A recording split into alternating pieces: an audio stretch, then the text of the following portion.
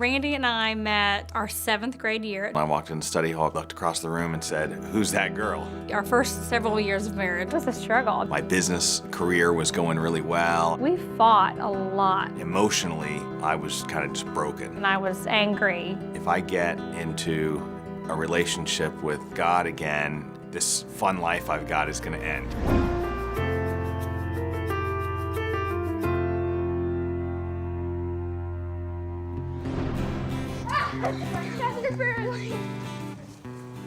Whenever people hear that we have 4 boys, their first comment is always, "Wow, I bet you're busy," or "You have a fun household." And I would say those things are both true. It's oftentimes wild and crazy and frustrating. And I think as they get older, we're enjoying the dynamic of our family more. The stress is greater and the fun is greater. Yeah. It keeps getting more fun. The issues keep getting more serious. But, you know, that's the way it goes. We've got 4 fun, great boys. I am Cole McCabe, 13 years old and in 8th grade. I'm on the school football team, and I play receiver on that, and that's a lot of fun. And we're about to start soccer season at our school. I'm Graham McCabe.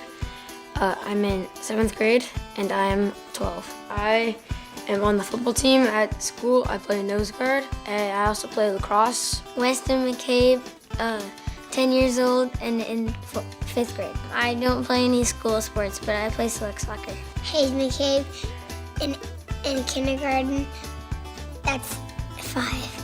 They teach me all their sports that they do. We love Football. playing football, right, and sports, And and the I front yard, like and soccer.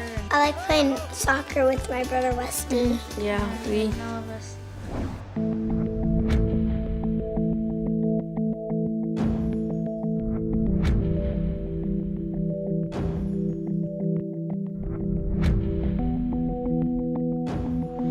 Randy and I met our 7th grade year in study hall. I was a new kid in school and I walked into study hall class. I looked across the room and said, "Who's that girl?" She was my destiny in my mind.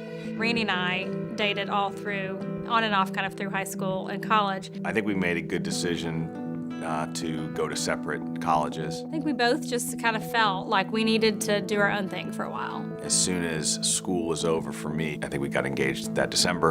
And now we've been married almost 20 years. Our first several years of marriage we had a lot of growing and learning to do. Randy always jokes that, he would say that it was a 9 and I said it was a 4, as far as how our marriage was. My business career was going really well. I was a really, young executive at a public company in Nashville, and I just sort of felt like I had arrived. I kind of had a little bit of a hangover from organized religion. I still believed in God. I still believed that He is the creator and that He redeemed the world through His Son. But everything else about organized religion I was kind of tired of. I think some of our biggest fights those early years were over, organized religion issues. I have a really wonderful legacy of faith in my family. My parents were both strong believers, and each of their families were really the same way. I still wanted that aspect, and I was angry, at him. For the first couple of years of college, he was going to be a missionary, and, he had these, grand kind of plans, and so it was a struggle. We fought a lot about it. We fought a lot about it. And I remember laying in bed one morning thinking about the idea of going to church, and I remember thinking, I really don't want to go back to church. If I get into a relationship with God again, this fun life I've got is going to end. Soon after we found out that Leslie was pregnant, I just decided that, we need to go to church. The idea that I'm going to be a father and, what that, everything that entails, to me, sort of clicked something in my head that said, all right, I'm going to be responsible for another person, another, soul, and I need to get, my act together. And I knew that meant rejoining my relationship with God and my relationship with Jesus Christ.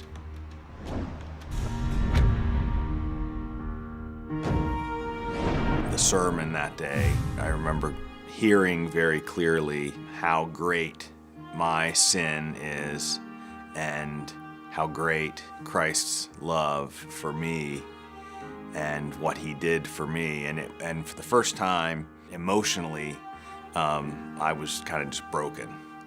And I remember in the car, I was crying, with Leslie. I would almost kind of point to that as a, sort of salvation experience for me, even though I'm, confident I had prayed the prayer, probably 20, years before that. I think it was still a process. It wasn't like instantly our lives were perfect and we were now this, great couple that were moving in the same direction. Yeah, you're saying our lives are perfect now? Well, no, but they're close. They're close. My perspective dramatically changed from being completely focused on myself to recognizing that God created this world and, I exist for his pleasure. Mm-hmm. He doesn't exist to help me. Right. And, that obviously changes everything when your perspective is right.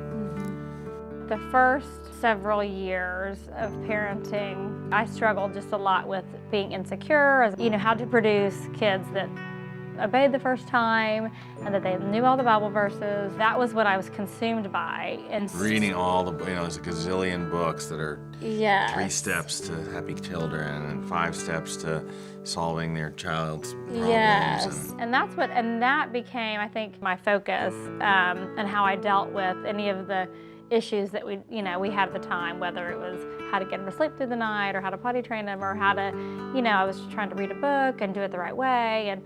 And I think I lacked kind of maybe the maturity, to see it more as my relationship with the Lord is what is important.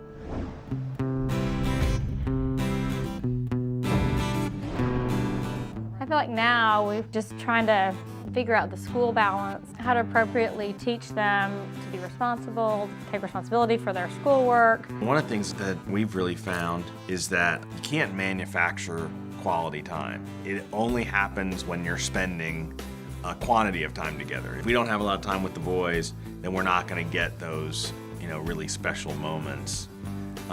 We can't just, once a week for half an hour say, okay, Gray, come sit down with me.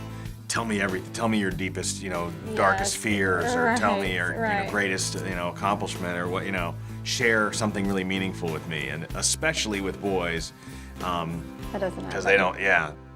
As they get older, I think a concern is their relationship with the Lord. How can I really encourage these boys to love the Lord, to have to develop their own relationship with the Lord? How can they own this?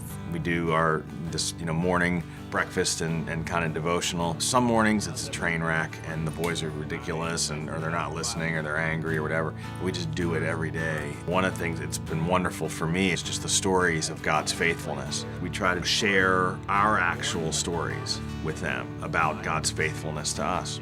I'll talk about, I've got stressful stuff at work and I know God's gonna see us through, see our company through, but it's not easy, it's not perfect, and this is a big deal to me, and it's important, and I think it's good for the boys to see our lives are not perfect, and even and Dad's not perfect, and Dad really needs God's help.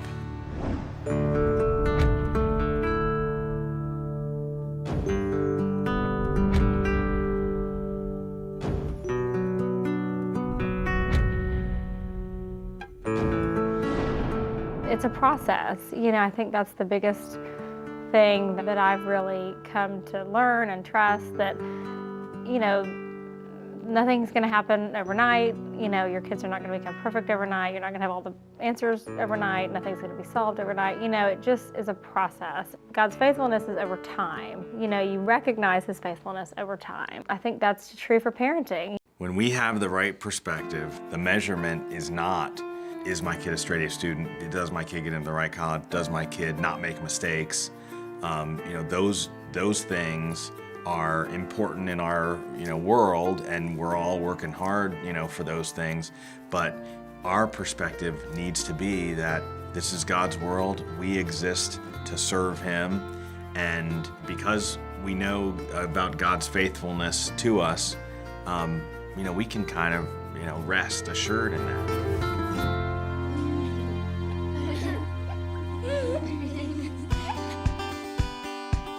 And then we'll just get into a fight for no apparent reason. Some of the fights are around Hayes, like if one of the brothers, he'll kind of get mad, then I'll come up and say, it's not that bad what he's doing, and then we'll start arguing about it. So mainly it's a three-way conflict most of the time. But other than that, we're good. Usually. What are you gonna do at school today? Work hard, be loving, and be